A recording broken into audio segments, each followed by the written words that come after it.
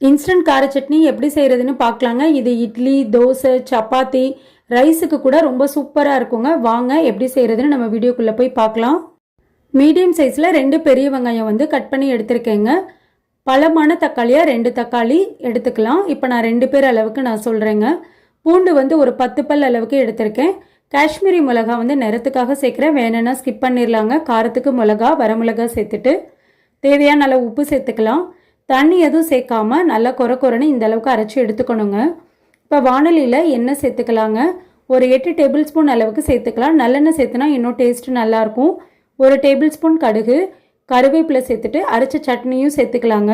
அடுப்பை மீடியம் ஃப்ளேமில் வச்சுக்கோங்க. நல்லா எண்ணெய் பிரிஞ்சு வந்துடணும்.